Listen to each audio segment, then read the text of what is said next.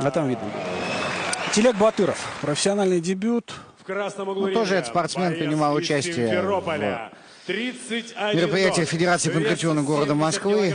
Ну, ничем особо, конечно, он так не запомнился. Достаточно обычный среднячок. Чемпион Кубка Крыма по смешанным боям. Киргизских спортсменов. Павел Степанов. Их довольно много.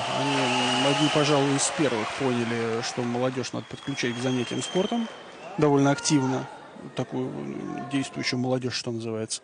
Вот их много.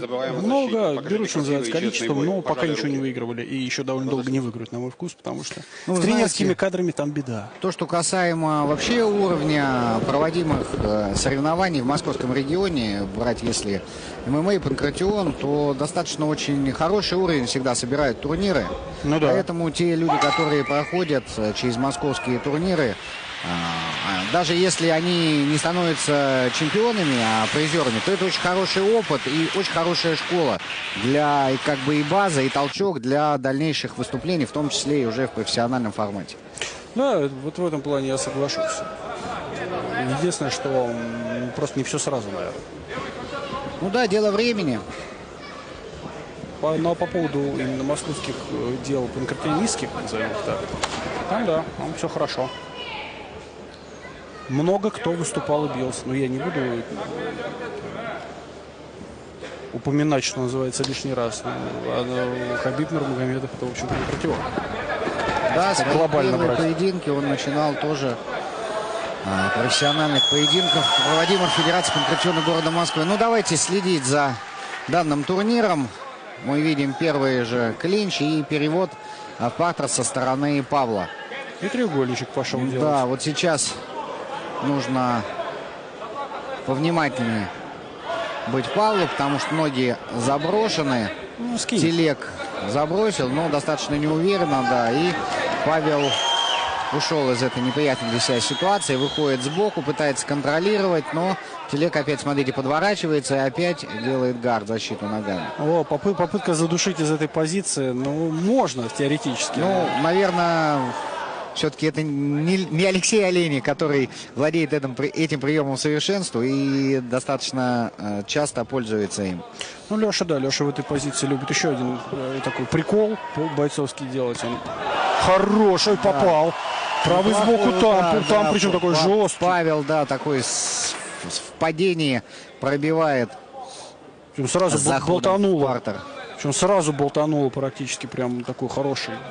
Корешков вот первый добивающий свои исполняет примерно в похожем стиле. То есть у него первый добивающий удар, он сразу попадает по голове. Я не знаю, как у него так получается, но талантливый, конечно, мы про это не раз говорили. И вот здесь тоже, практически не видя, вслепую такой размашистый боковой туда, бабах по голове. Хорош. Сразу прием начинаешь забывать, что хотелось бы добавить-то. Да, конечно. Тут приходится щедро довольно расходовать силы, восстанавливаясь. А Павел, никуда не торопясь, его здесь трамбует в гарде. Можно полежать на оппоненте. Так вот, возвращаясь к теме, что Леша в этой ситуации любит делать иногда. Головой любит в диафрагму опираться и всем весом туда. Опа. Ну, сейчас такой же удушающий получается.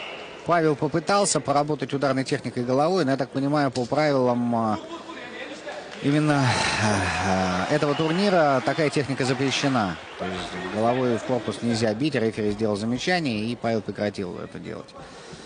Бой перешел в такую патовую позицию, и оба спортсмена подняты в стойке, откуда они продолжают выяснять отношения, кто на данный момент сильнее. Ну, это интересно. У киргизских спортсменов, они в круговую подготовлены, в принципе, неплохо, терпеливые, но я очень давно у них не видел хороших таких качественных ударников. Не корявые. Попал. Сейчас попал. Я думаю, сейчас Павел находится даже в нокдауне. Как раз на проходе попал Телек ногой, но, однако же, все равно Павел перевел, пытается доминировать. Там разбито лицо очень сильно, тяжелое попадание. Нос или сечка? Сейчас посмотрим. Но вы знаете, удар такой с таким клац довольно характерным прошел, мне кажется, в нос попал. Любопытно будет посмотреть на повторе, что там случилось. И ну-ка. По-моему, сечка лоб. Да, и достаточно глубокая. Возможно, все снимут спортсмены. Ну, там, врачи, да, там да. попал заклей. Ну, там такой заклей, что, боюсь, может не получиться насчет заклей. Он течет, причем так плохо течет очень.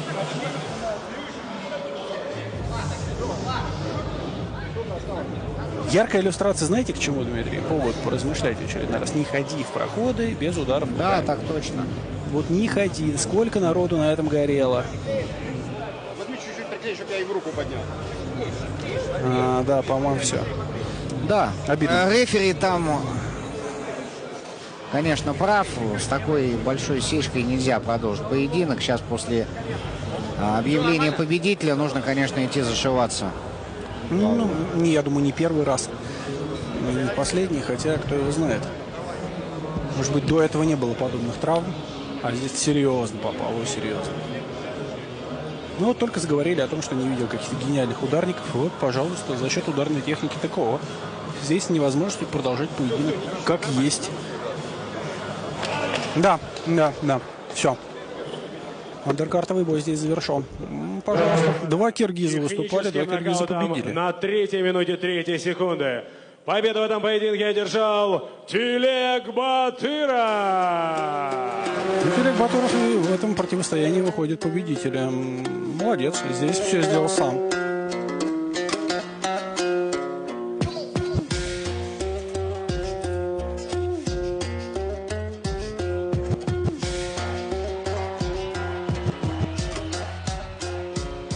Моя сила — это тренировки, рук не покладая. Братец, ведь не зря нас отдав, всех кыргызов братьев.